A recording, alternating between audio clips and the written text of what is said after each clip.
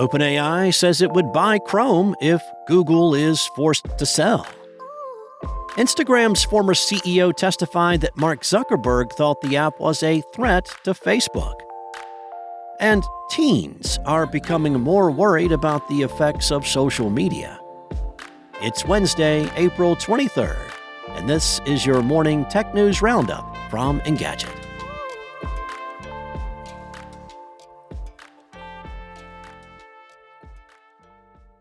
Google is under the microscope following a court ruling last year that it has a monopoly over online search, but the future of its vast suite of digital services is still uncertain at this stage. Last month, the Justice Department suggested that Google would need to sell off the Chrome browser. If the tech giant does make that move, there's already at least one interested buyer. Bloomberg reported that Nick Turley, head of ChatGPT, spoke at a hearing about the Google monopoly situation and was asked whether OpenAI would be interested in acquiring Chrome. He said, "Yes, we would, as would many other parties." Users can currently use the ChatGPT AI assistant in Chrome through a plugin, but Turley said there could be deeper integrations if OpenAI owned the browser. Under OpenAI's hypothetical ownership, Chrome could introduce users into what an AI-first experience looks like. Chrome is not the only property Google may lose control over. A separate judge determined earlier this month that Google has also been engaged in anti-competitive behavior over online ad tech.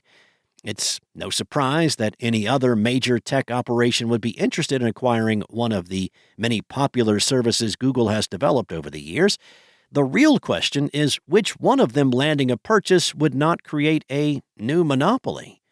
For now, the DOJ is allowing Google to continue its AI investments amid the breakup talk, but adding the browser to OpenAI's holdings may raise new concerns.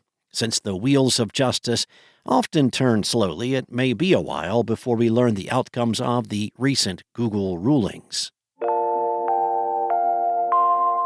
Facebook acquired Instagram in 2012 for $1 billion, but tensions between Mark Zuckerberg and the app's founders persisted for years afterward. On Tuesday, Instagram's former CEO and co-founder, Kevin Systrom, took the stand in Meta's antitrust trial in Washington, D.C., and offered a first-hand account of how Zuckerberg viewed the photo-sharing app as a threat to Facebook. Systrom, who ran Instagram until 2018, said that Zuckerberg slowed hiring and other investments into Instagram despite its success. According to the New York Times, Systrom testified that Zuckerberg believed we were a threat to their growth and as a result was not investing in the photo-sharing app. As the Times noted, Instagram had only a fraction of the employees as Facebook even after reaching 1 billion users. Systrom reportedly said that as the founder of Facebook, he felt a lot of emotion around which one was better, meaning Instagram or Facebook. Tensions between Instagram's founders and Zuckerberg over company resources have been previously reported, but Systrom's testimony is the first time he's publicly spoken in detail about the issues that ultimately led to him resigning from the company. On the stand Tuesday, Systrom said that Zuckerberg believed we were hurting Facebook's growth. Facebook's acquisition of Instagram is central to the FTC's case against Meta.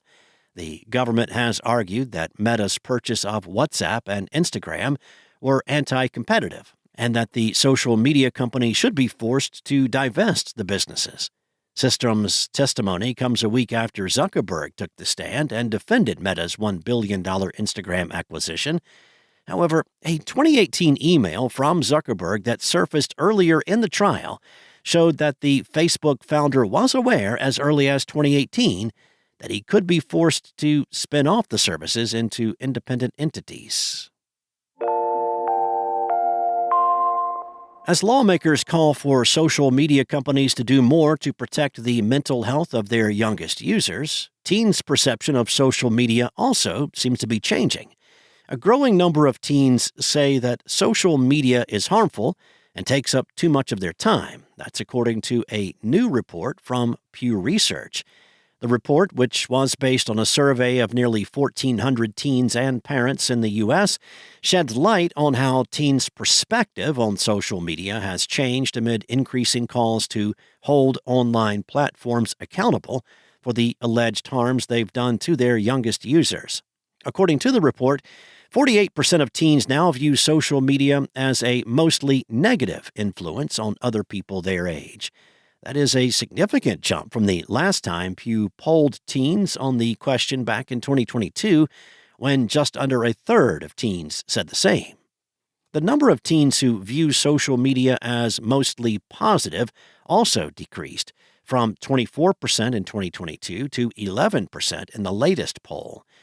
Interestingly, teens are significantly less likely to report that social media is harmful to themselves specifically.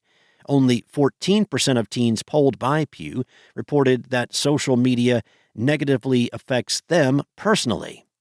Pew's researchers didn't speculate on the reason for that disparity, though the report noted that there have been growing conversations about the effect social media has on teen mental health, including a warning last year from the U.S. Surgeon General.